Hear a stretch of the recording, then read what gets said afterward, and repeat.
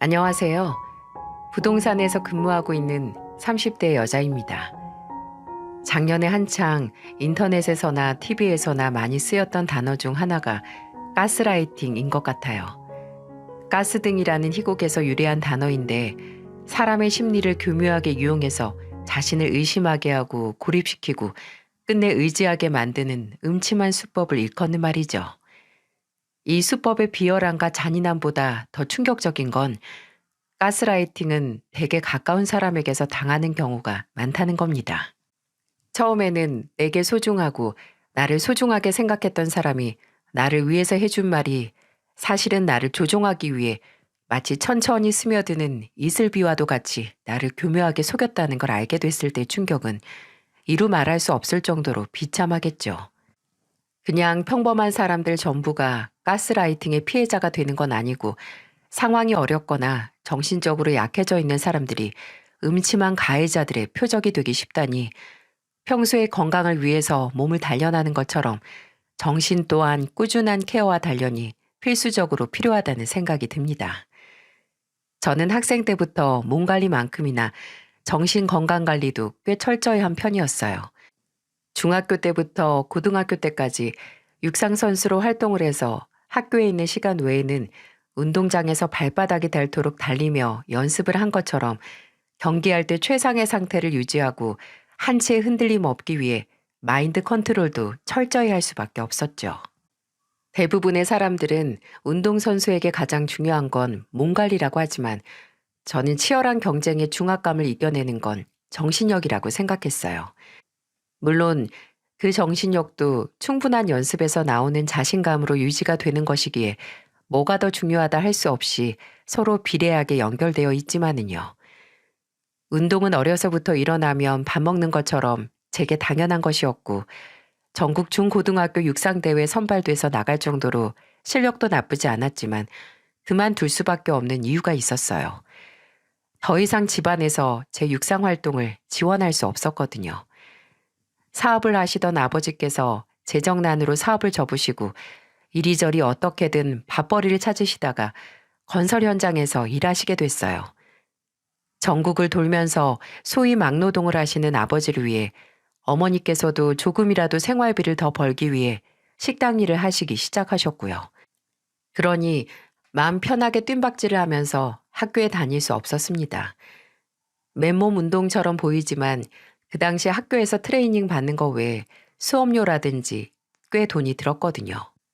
한때는 내 자존심이고 제 정체성이었던 운동이지만 그래도 내 가족보다 중요하지 않아서 미련 없이 떠날 수 있었어요. 다행히 학교 성적도 나쁘지 않아서 고등학교 2학년 때부터 바짝 공부해서 서울에 있는 대학교에 들어갈 수 있었고요. 하지만 운동을 제 인생에서 완전히 놓은 건 아니었어요. 대학에 다닐 때나 취업 활동을 할 때도 수영이나 헬스장 정도는 다녔고 예전에는 이악 물고 전문적으로 배우던 걸 취미 활동으로 옮기게 된 거죠. 요가도 필라테스도 클라이밍도 서핑도 다 해봤지만 제가 정착한 건 바로 볼링이었어요.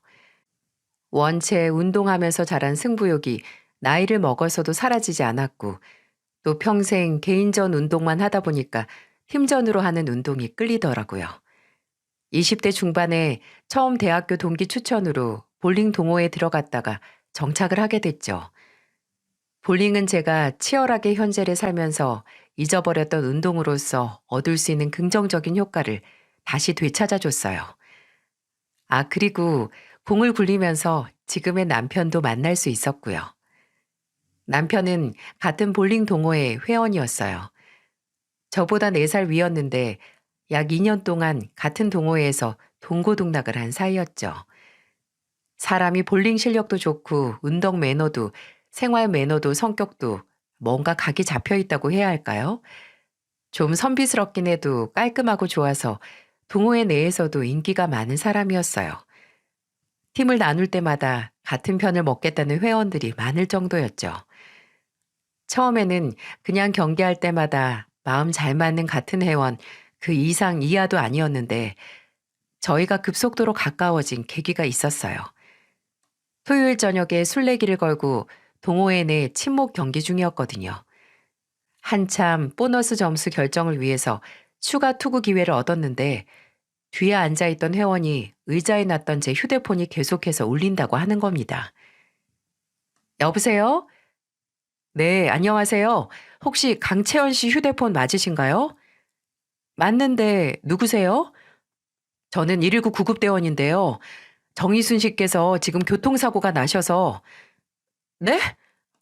엄마가 교통사고가 났다고요? 보호자분 일단 진정하시고요. 다행히 환자분께서 지금 의식은 있으세요. 근데 따님께 연락을 해달라고 부탁을 하셔서 전화 드렸어요. 여기 주소 말씀해 드릴 테니까 029 나발이고 어머니께서 식당에서 퇴근 후 집으로 돌아오시다가 교통사고를 당했다는 연락을 듣고 그대로 들고 있던 공을 놓쳐버리고 말았죠. 제 상태를 보고 무슨 일이냐고 묻는 회원들에게 제대로 말도 못하고 휴대폰만 들고 볼링장을 빠져나왔어요. 그리고 그때 저를 따라 나온 게 남편이었습니다.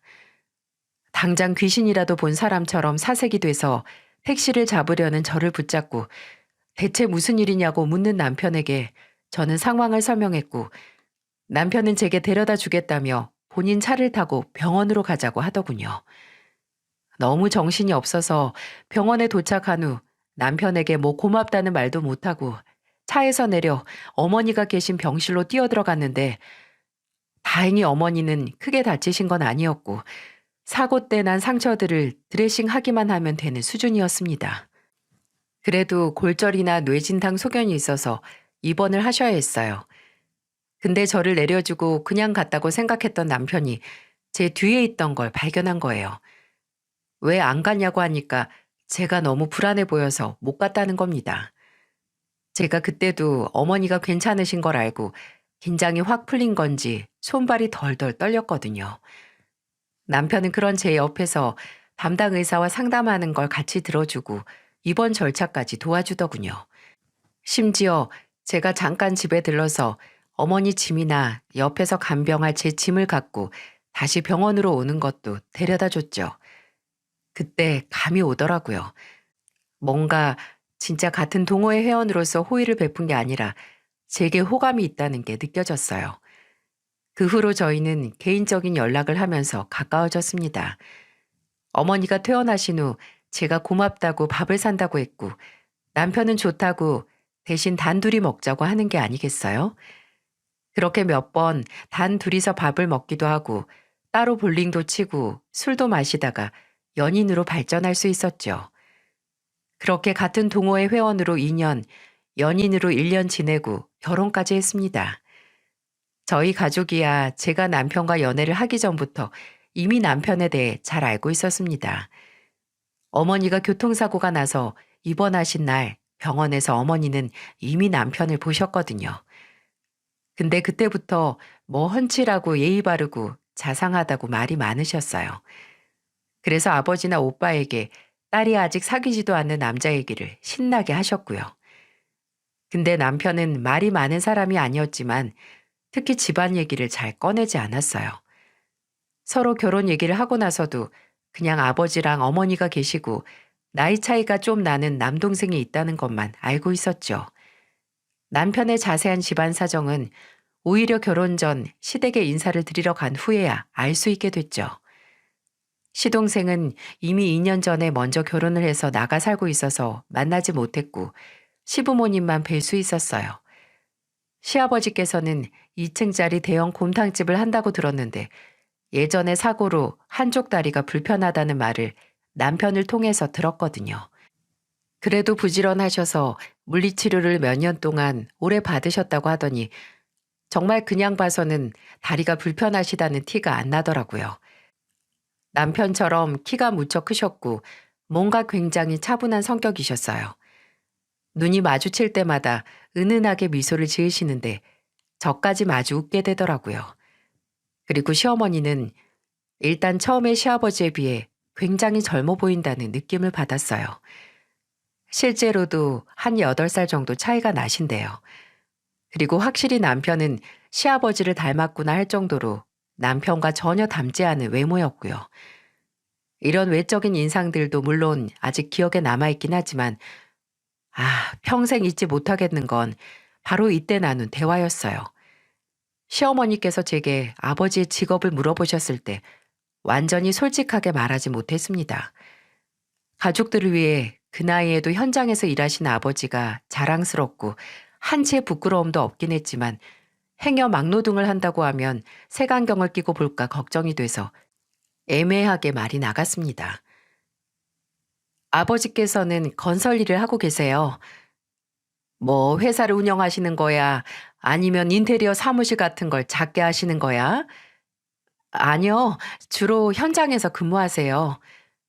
현장? 아유, 뭐야. 현장이면 그냥 막노동이네, 막노동. 공사판. 그거 말하는 거 맞지? 그렇죠. 전국 현장에서 가지고 계신 기술로 먹고 사는 기술자세요. 아유, 그냥 막노동이 막노동이지. 뭔 말을 그렇게 어렵게 해. 요새 애들은 그저 겉멋만 들어서 막노동도 기술직이라고 하네. 무슨 말을 또 그렇게 하나? 기술직 맞지 뭐. 아버지께서 힘든 일 하시는구먼. 아주 존경스럽겠어. 존경스럽기는 그 나이에 막노동까지 할 정도면 정말 주머니 사정이 넉넉지 않다는 거잖수. 내가 미리 말하는데 결혼한다고 해서 각자의 집안, 뭐 경제적으로든지 뭐로든지 퍼주는 거 난 동의 못해. 솔직히 그게 밑 빠진 독에 물 붓는 거지. 돈이라는 게 100만 원이 필요하면 그 다음엔 1000만 원이고 그 다음에 억 되는 거 순식간이야. 그러니까 영진이 너도 괜히 가만히 있다가 당하면서 살지 말고 여기서 미리 당하기 뭘 당해요 진짜. 그런 말 할 거면 저희 그냥 갈게요. 사람 앞에 두고 뭐 하시는 거예요? 애초에 저한테 그런 말 할 자격이나 있으세요? 물론 시어머니께서 제게 무례하게 구신 건 사실이었어요. 기분이 나쁘긴 했지만 그때 남편의 대응이 좀 과하다는 생각도 들었습니다. 말뿐만 아니라 그때 시어머니를 보는 남편의 눈빛이 되게 무서웠거든요. 그래서 그날 이후 남편에게 괜히 나 생각해서 시어머니께 화낼 필요 없다고 했어요. 고맙긴 한데 괜히 모자 사이 갈라놓는 존재에 되고 싶지 않다고 맞대응을 해도 내가 하고 나중에 내가 정말 도움이 필요하다고 하면 그때 거들어 달라고요. 근데 제 말에 어딘지 착잡한 얼굴의 남편이 한 대답은 전혀 상상도 못한 말이었습니다. 대뜸 모자 사이가 아니라고 제게 그러는 게 아니겠어요? 아니, 모자 사이긴 하지. 근데 어디서부터 설명을 해야 할지 모르겠다. 원래는 이것보다 훨씬 전에 말하려고 했는데 엄두가 안 나서 어머니랑 나랑 피 한 방울 안 섞였어. 나 태어나고 몇 년 안 지나서 친어머니랑 아버지랑 이혼하셨거든. 이유는 나도 아직도 잘 몰라. 어머니는 바로 연락 끊기고 난 아버지가 친할머니랑 함께 살면서 키워주셨는데 아버지 말로는 그냥 성격 차이였대. 내가 6살 때 아버지가 새어머니랑 재혼하시고 1년 뒤에 바로 영빈이가 태어나서 이복 형제야. 근데 그날 영진 씨 입에서 자격이니 뭐니 말 나올 정도면 사이가 좋진 않았나 봐. 그래 보였지? 실제로도 그래. 지금이야 내가 커서 좋은 회사 좋은 평판 얻고 주변에 자랑할 수도 있으니까 아들 취급해도 예전에 나는 안중에도 없었어. 어머니가 아버지랑 싸울 때마다 날 뭐라고 불렀는지 알아? 전처 자식이라고 했어. 전처 자식. 아버지가 날 조금이라도 챙기는 것 같으면 전처 자식만 챙긴다고 어찌나 아버지를 들볶았는데 그러다 싸움 나면 나만 눈치 보는 거야. 그런 거 있잖아. 사람이 뭐라 항의도 못하게 차별하는 거.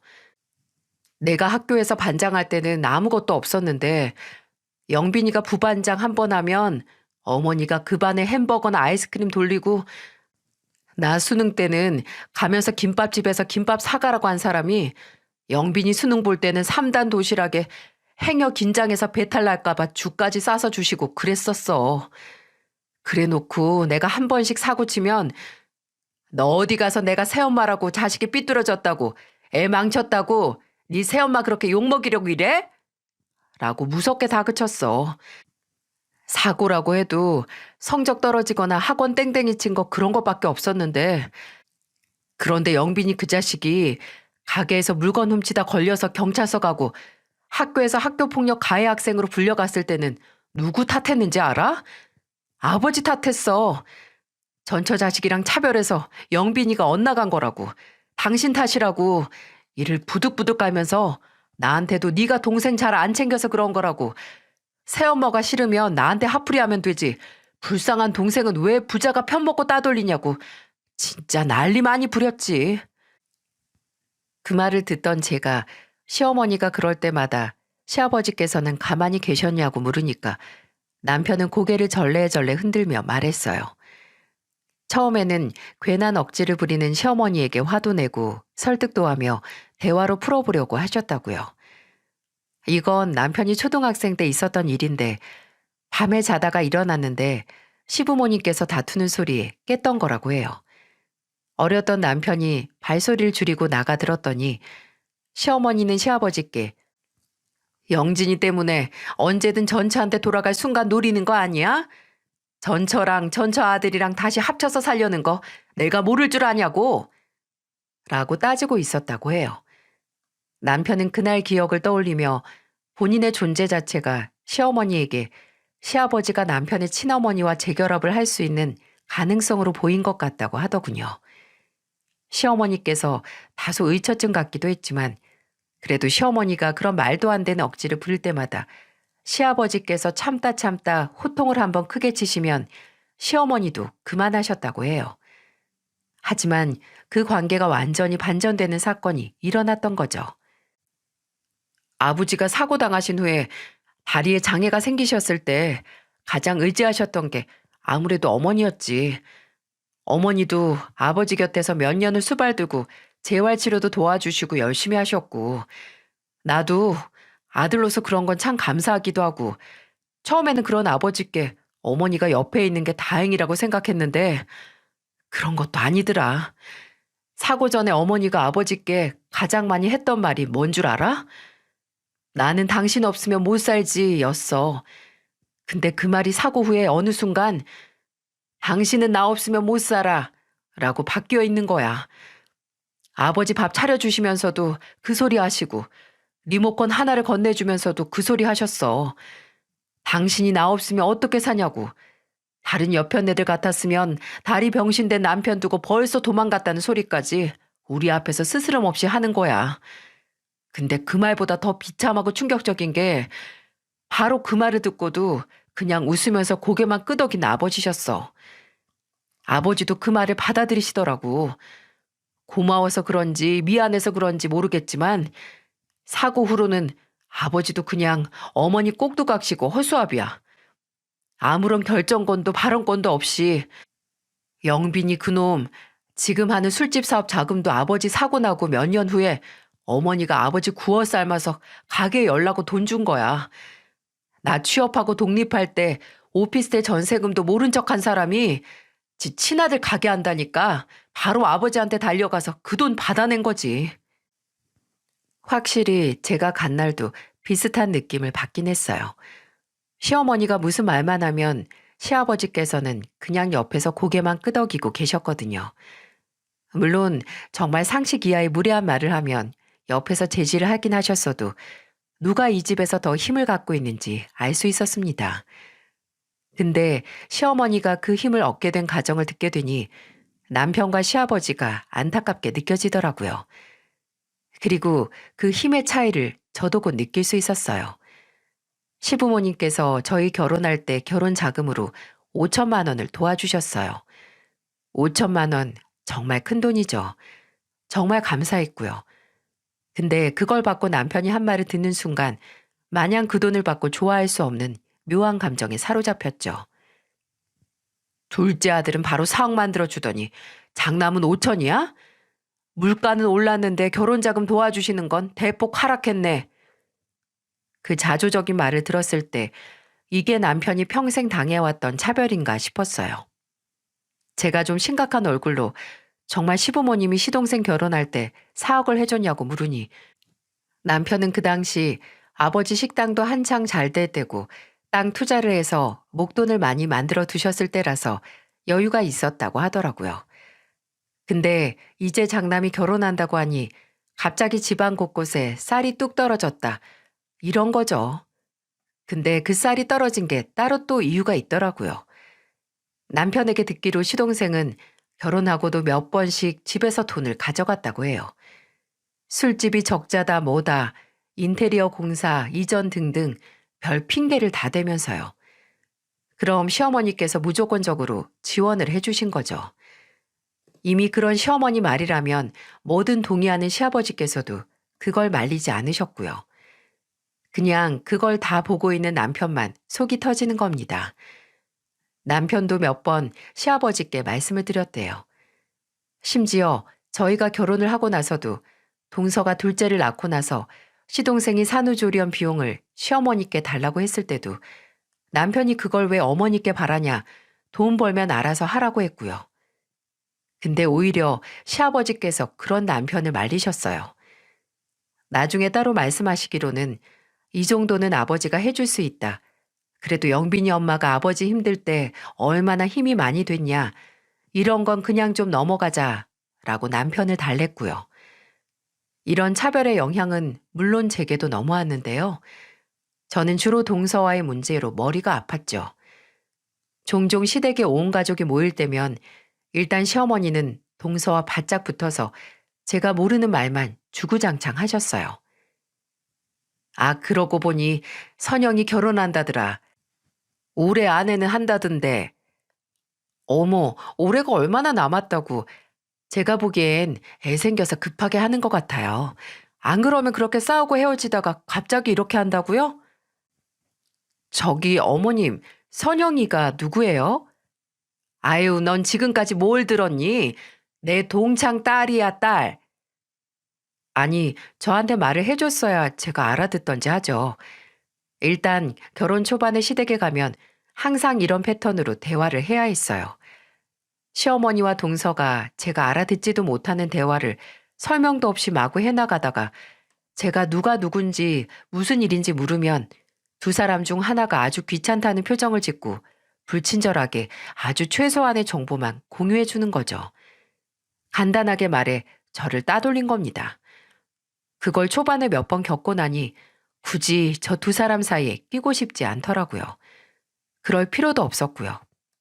그래서 나중에는 그냥 입을 닫고 잘 듣지도 않았어요.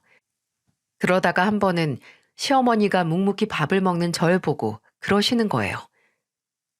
그런데 채연이 너는 가만 보면 참 말이 없다. 말재주가 없는 게 뭐 잘못은 아니다만 같이 있는 사람들이 꽤나 너 때문에 눈치 좀 보겠어. 맨날 조개 마냥 입을 꾹 다물고 있으니까. 제가 원해서 입을 다물고 있는 것도 아닌데 억울했죠. 어이없기도 했고요. 그래서 어깨를 으쓱거리면서 말했어요. 뒷담화도 어느 정도 배경 지식이 있어야 할 수 있는데 저는 없어서 그냥 있었죠 뭐. 그냥 어머님이랑 동서가 신나게 남 얘기하는 거 듣기만 해도 재밌어요. 아유, 우리가 언제 남 얘기를 하고 험담을 해. 그냥 사는 얘기하는 거지. 아, 그래요? 전 처음 알았어요. 그냥 두 분이 비슷한 취미가 있네 했죠. 저는 남 얘기하는 게 영 제 취미가 아니라서. 그게 제가 결혼하고 한 3년 뒤인가 했는데 그 후로는 그 취미를 제 앞에서 안 하고 뒤에서 하더라고요. 아마 둘이서 근황보고를 하던 주변 사람들의 저도 포함이 된 거겠죠. 근데 그러든지 말든 상관없었어요. 어차피 저도 끼어들고 싶은 생각이 없었고 뒤에서 뭐라 한들 저한테는 영향을 미치지 못했으니까요. 오히려 제가 진짜 듣기 싫었던 건 따로 있었어요. 바로 시어머니가 제 딸을 볼 때마다 하는 소리가 무진장 거슬렸거든요. 남편과 저는 결혼하고 2년 뒤에 아주 예쁜 딸을 낳았는데 첫 딸은 아빠 닮는다고 남편과 아주 붕어빵이었어요. 친한 친구들은 남편 혼자 낳는 거 아니냐며 저를 놀렸고 어쩔 때는 딸 얼굴에 제 얼굴이 안 보여서 아쉬울 정도였죠. 그래도 내가 정말 사랑하는 사람을 닮은 딸을 볼 때마다 애틋해지는 마음은 날이 갈수록 커져갔습니다. 근데 시어머니는 제 딸이 어린 시절 남편을 닮았다는 이유로 불만이 있었나 봐요. 멀래도 막 태어난 손녀를 보자마자 어머 이거 완전 지 아빠 얼굴 똑 닮았네. 아유 소름 끼칠 정도야. 라는 막말을 하더니 딸이 3살이 됐을 때쯤 정말 남편 어린 시절 사진과 딸의 사진이 옷이나 머리 스타일을 빼면 구분이 안 갈 정도가 되자 더 심하게 말을 하시더라고요. 일단 제 딸은 무슨 핑계를 대서라도 봐주려고 하지 않으셨어요.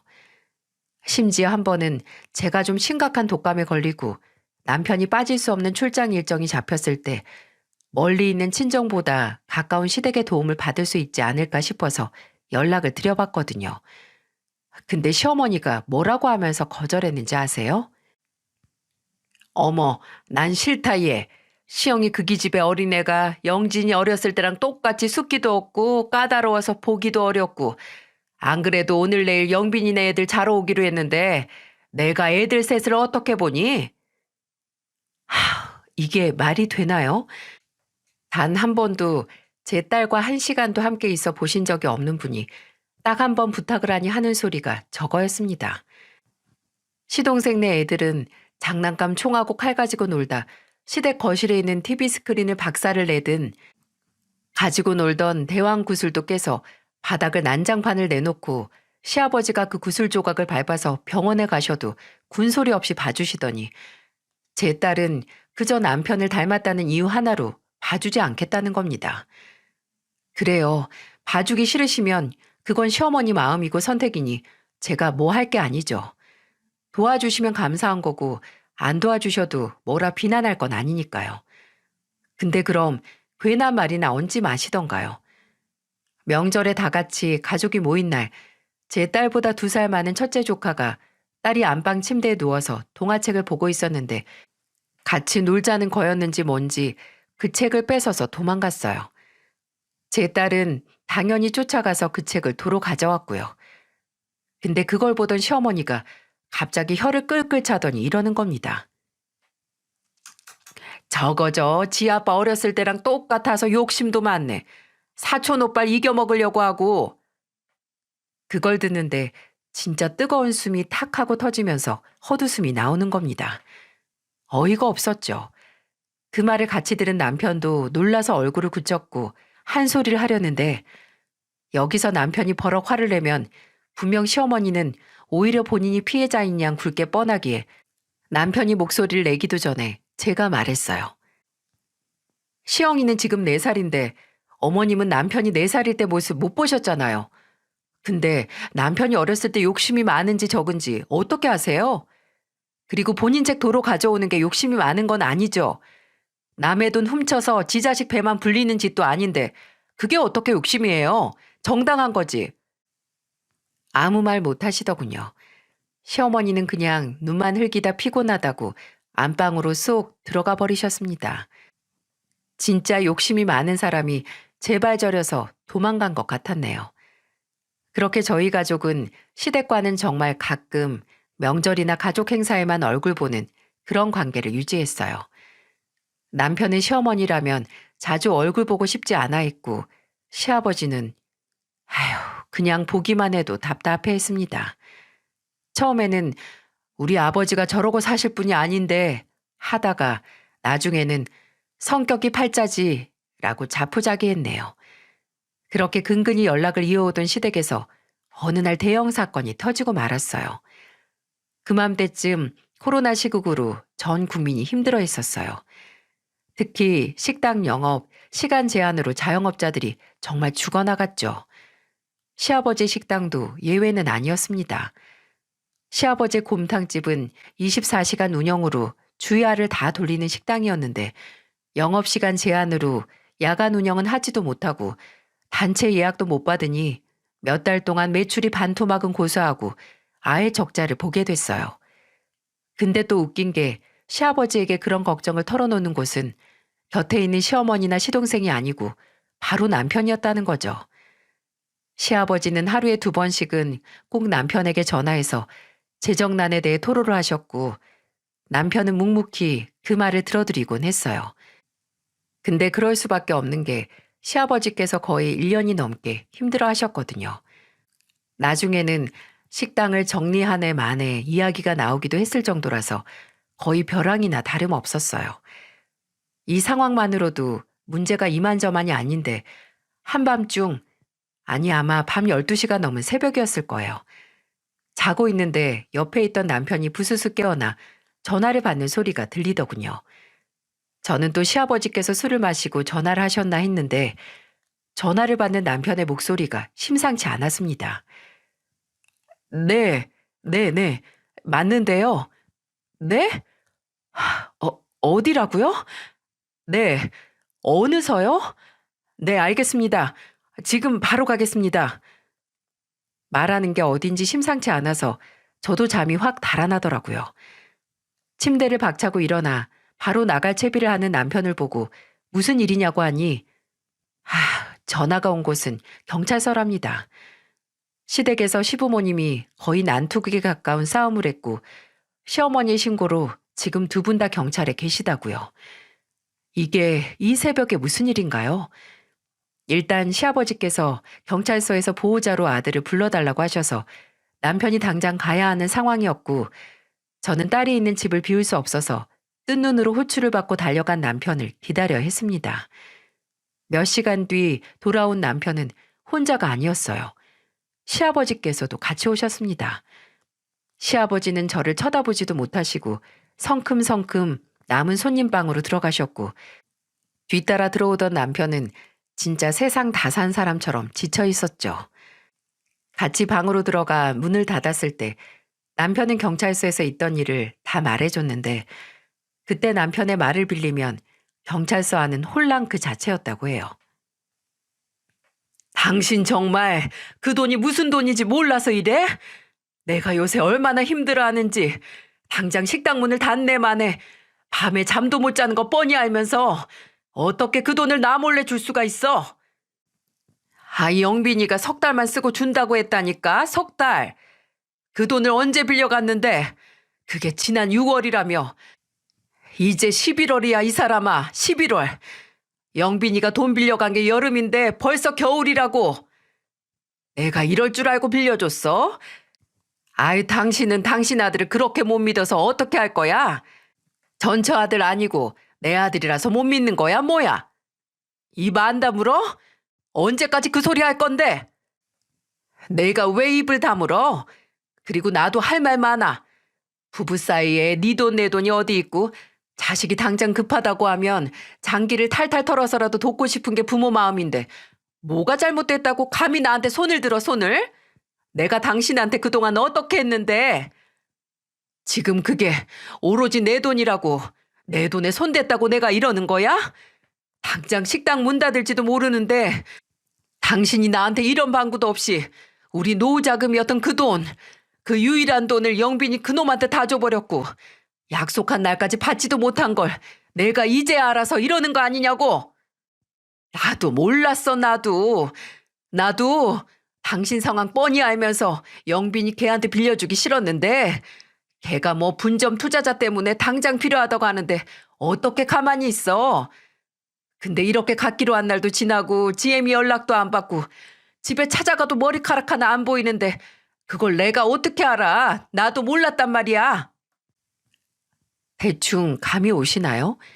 시부모님이 경찰서까지 갈 정도로 싸움이 난 원인은 바로 돈이었어요. 몇 달 전 시어머니께서 돈이 급하다는 시동생에게 시아버지께 상의도 없이 돈을 빌려줬고 석 달까지 갚겠다고 한 시동생에게 돈을 받지 못하고 있던 와중 그 사실을 시아버지께 들키고 만 거죠. 당장 돈 걱정 때문에 하루에 2시간도 잠을 못 주무셔서 살이 한 달 동안 5kg는 빠진 시아버지는 폭발하셨고 그게 당신 돈이냐고 우리 돈이라고 근데 아들 줄 수 있는 거 아니냐고 뻔뻔하게 나오는 시어머니의 뺨을 쳐버리신 거죠. 맞은 시어머니는 당장 고소한다고 악을 쓰며 경찰에 신고를 했고 그러다 남편까지 경찰에 호출을 받고 가버린 겁니다. 여기서 가장 충격적인 건 시동생이 시어머니에게 받아 나른 돈이 자그마치 3억이라는 거죠. 그 돈은 정말 시아버지에게 남은 노후 자금인가 동시에 망해가는 식당을 접은 뒤 다른 일이라도 시작할 수 있는 목돈이었거든요. 다음 날 남편은 회사에 가야 했기 때문에 제가 시아버지를 모시고 시댁에 갔어요. 혼자 간다고 하시는데 아무래도 걱정이 돼서 같이 간다고 했거든요.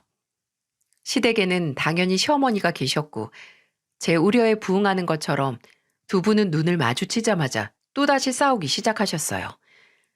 시아버지는 끝까지 본인 잘못을 인정 안 하는 시어머니께 끝내 칼을 내보이셨어요. 도저히 이제 당신이랑은 못 살겠다. 내가 뭘 하든 당신한텐 부족하고 불만이겠지.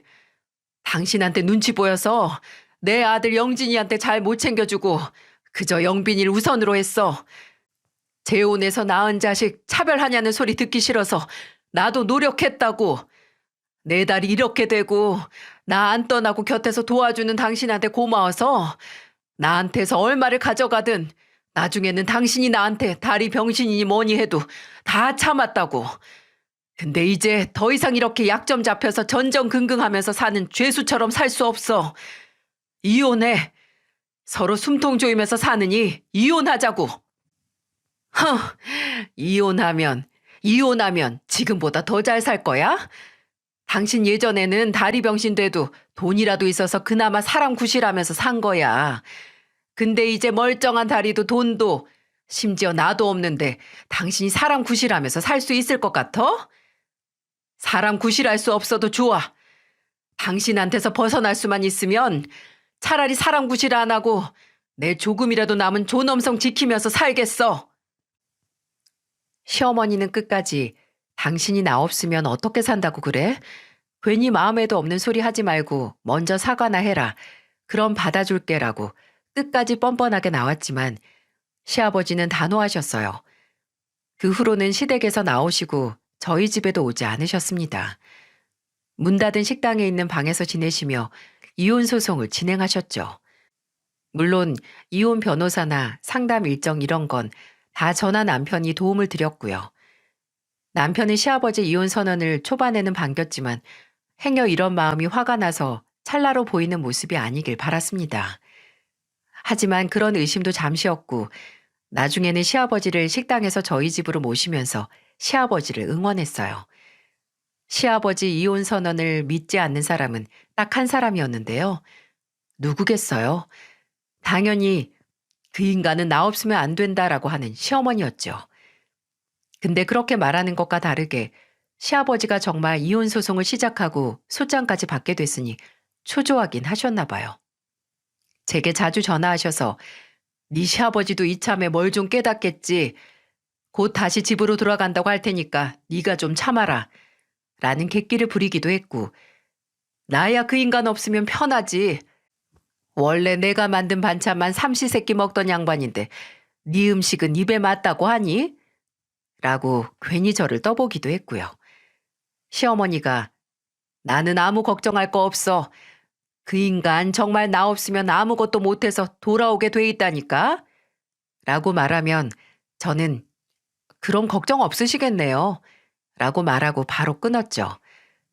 근데 그렇게 말로는 세상 여유로운 분이 도저히 가만히 기다릴 수 없었는지 갑자기 저희 집에 오신다고 연락을 하신 겁니다. 그리고 시아버지가 집에 계시는지 물으세요. 제가 안 계시다 외출하셨다고 하니까 저한테 가만히 있으라고 바로 간다고 하고 정말 30분 만에 저희 집에 오셨더라고요. 대체 무슨 일이지? 설마 시아버지와 화해하는 걸 도와달라고 하시려나 했는데 비슷하긴 했는데 그 방법이 전혀 예상했던 게 아니더라고요.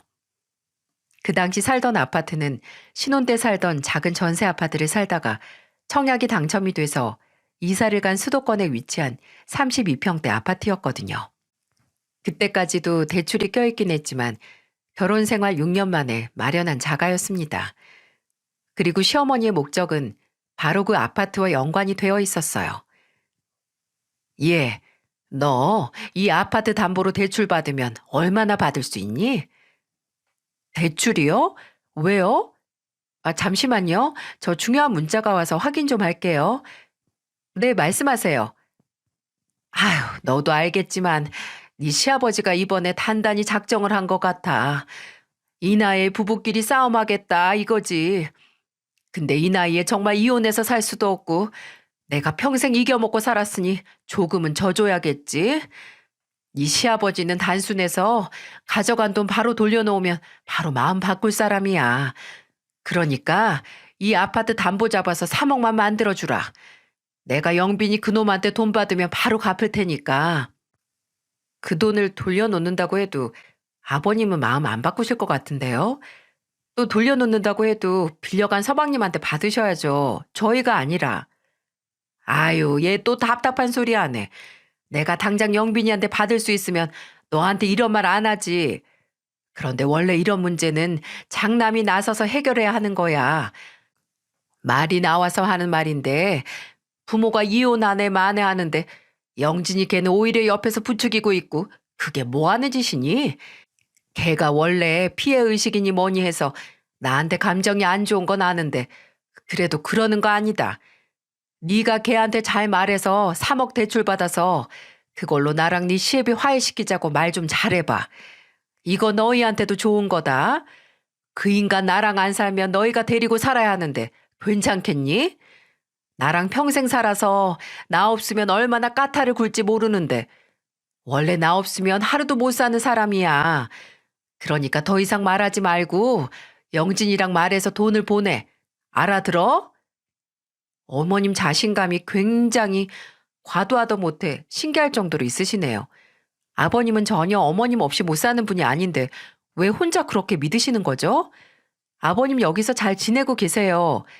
심지어 설거지, 빨래도 손수하시고 제가 드리는 반찬도 오히려 어머님 반찬 마냥 한없이 달지 않아서 잘 먹힌다고 하시던데요. 아버님이 어머님 없이 못 산다는 거 그거 어머님 혼자만의 망상이에요. 망상. 허, 얘가 재워줘서 고맙다고 한 말을 진심으로 알아들었나 보네. 예, 그 인간 다리 망가졌을 때 하루 24시간 내내 붙어서 수발든 게 나야 나. 그때부터 지금까지 나 없이 제대로 하는 거 하나 없는 인간이라서 식당도 말아먹은 거 보면 모르겠니? 잔말 말고 네 시아버지 살리고 싶으면 돈 보내. 아, 그래요? 그럼 어디 당사자한테 물어볼까요? 당사자한테 물어보면 제일 빠를 텐데요. 저는 그렇게 말하며 시어머니 눈앞에 제 휴대폰을 들어 흔들어 보였습니다. 제 휴대폰 화면은 통화 중 화면이 띄어져 있었는데 수신자는 다름 아닌 시아버지였죠. 맞아요. 사실 시어머니가 먼저 집에 오시기 전에 전화를 먼저 주셨을 때 그 통화 후에 시아버지께 전화를 드렸어요. 시어머니께서 갑자기 시아버지가 안 계실 때 오신다고 하는데 어떻게 하냐고요. 한창 고민을 하시던 시아버지는 시어머니가 와서 말을 하기 시작하면 몰래 본인에게 전화를 걸고 스피커폰으로 돌리라고 하셨어요. 어디 나 없는 자리에서 무슨 말 하는지 들어보자고요.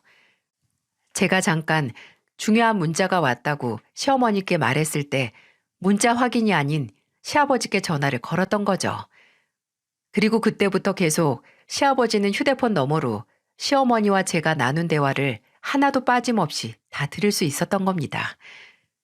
시어머니는 제 휴대폰 화면에 뜨는 시아버지라는 단어와 그 아래 뜨는 통화 시간을 눈으로 쓱 훑으신 것 같았어요.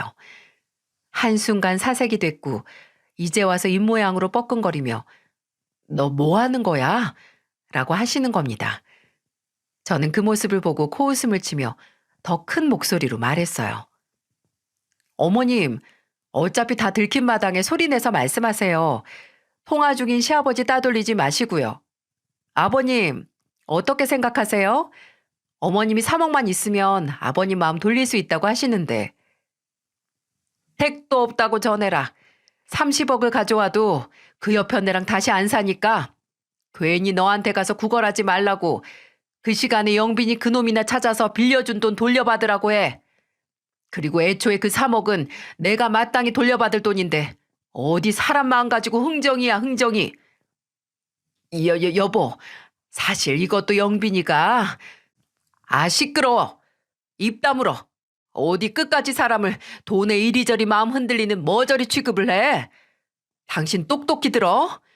어차피 이혼 소장은 넘어갔고 나는 이 마음 억만금을 준다고 해도 마음 바뀔 일 없어. 그럴 시간에 짐이나 싸. 이혼하면 그 집도 팔아버려야 하니까. 그리고 시아버지는 통화를 끊으셨어요.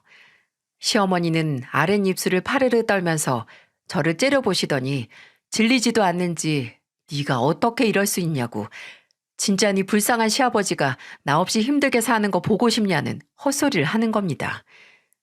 이러면 네 시아버지나 네 남편만 힘들다고 하는데 도저히 말이 안 통할 것 같아서 한숨을 푹 쉬며 말했어요. 어머님, 착각 좀 제발 작작하세요. 아버님은 어머님이 필요 없으시대요. 남편은 이미 옛날에 어머님에 대한 기대 접었고요. 최소한 저랑 남편, 그리고 시아버지 중에는 어머님을 필요로 하는 사람 없으니까 서방님이나 동서한테 가서 구설을 하시던 하세요. 돈 가지고 나른 인간들이 연락이 될지 모르겠지만요. 그리고 평생 영진 씨한테 전처자식이라고 구박하고 차별하시더니 이제 와서 이런 일은 장남이 해결하는 거라면서 돈 달라고 하세요? 그러시는 거 아니에요. 제발 정신 좀 차리세요. 일이 이 지경까지 온 거 다른 데서 문제 찾을 거 없이 거울만 봐도 보일 테니까 거울 보고 반성이나 하시라고요. 그리고 어머님이 시아버지한테 했던 거랑 똑같이 경찰 불러서 쫓아내기 전에 나가라고 했습니다. 시어머니는 끝까지 너 후회할 거라고 바락바락 소리를 질렀지만 이미 마음속으로 땅을 치며 후회하고 있는 사람이 누군데 저런 소리를 하나요? 그리고 이혼하면 본인은 아무 상관없고 오히려 좋다던 사람은 우습게도 이혼 판결이 난 후 시아버지가 계시는 저희 집에 오셔서 통곡을 하면서 고백을 하셨어요. 사실 제게 빌리려던 그 3억도 시아버지께 도로 돌려줄 돈이 아니었다고 말입니다. 사실 그 전에 영빈이한테 연락이 왔었는데 걔 식당 분점에 투자했던 사람들이 투자금 돌려달라고 했다고 당장 그 돈 없으면 고소당해서 진짜 징역 살지도 모른다고 했어. 여보, 나도 정말 우리 아들 살리려고 그런 거야. 나 좋자고 한 게 아니라 우리 아들 살리고 우리도 살라고 한 거라고. 제발 믿어줘. 알고 보니 시동생은 돈을 빌린 시어머니에게만 달아나서 연락을 끊은 게 아니라 본인이 하던 술집을 브랜드화해서 체인점을 내는 사업을 확장시키다 투자자들과 문제가 생겼고 등을 돌린 투자자들이 돈을 돌려달라고 하자 잠수를 탄 거였어요. 시어머니는 이혼으로 본인도 느끼는 게 많고 시아버지나 저희에게 많이 미안하다고 이혼한 건 받아들일 테니 같이 살기만 하자고 싹싹 빌기 시작했죠. 근데 그 소리를 듣고 속이 터질 순 있어도 그 사과를 받아줄 사람이 얼마나 있겠어요? 시아버지는 정말 참담하게 이루 말할 수 없는 표정으로 시어머니에게 말씀하셨어요. 아들한테 조종당해서 다른 가족들 다 배신한 게 뭐가 자랑이라고 와서 이래. 됐어. 당신이 그 3억으로 영빈이를 도와주던 아니면 나랑 이혼하기 전에 한몫 챙기려고 했든 상관없어. 뭐가 됐든 나는 당신 다시 받아줄 생각 없으니까 당신 없이 못 사는 건 나고 당신은 나 없으면 오히려 좋다며. 그렇게 해줬으니 당신 조정하던 그 아들이랑 짝짝꿍 하면서 잘 살아. 나같이 한심한 다리병신한테 와서 인생 구걸하지 말고 이 불쌍한 인간아. 시아버지가 이렇게 단호하게 잘라내니 시어머니는 이제 옆에 있던 저와 남편에게 매달리셨어요. 제발 저 사람 마음 좀 돌려달라고.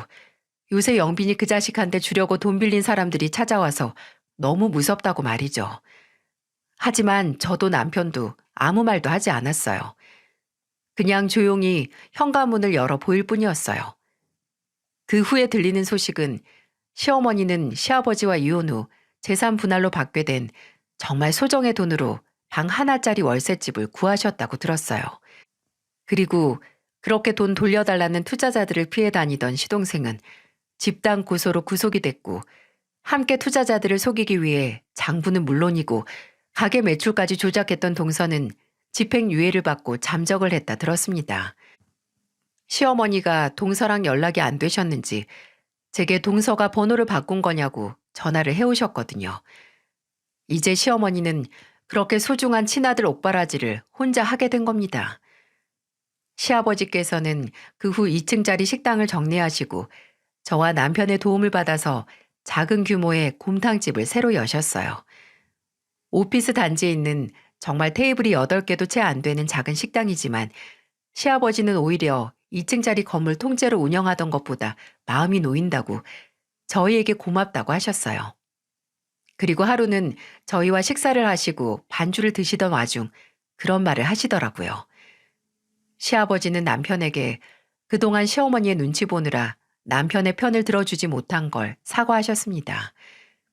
그때는 행여 본인이 남편에게 조금이라도 더 마음을 쓰면 시어머니가 남편에게 더 모나게 굴까 걱정이 되셨다네요. 그리고 거기에 다리가 불편해진 뒤 본인을 돌봐주던 시어머니에게 싫은 소리를 못하게 됐으니 그런 한심한 모습을 보여서 정말 미안하다고 남편에게 진심을 다해 사과를 하신 겁니다. 남편은 그 말을 듣고 한동안 가만히 있었어요. 식탁 가운데를 빤히 바라보다가 몇 분 뒤 메마른 입을 열어서 말했습니다. 지난 얘기에서 뭐 하냐고요.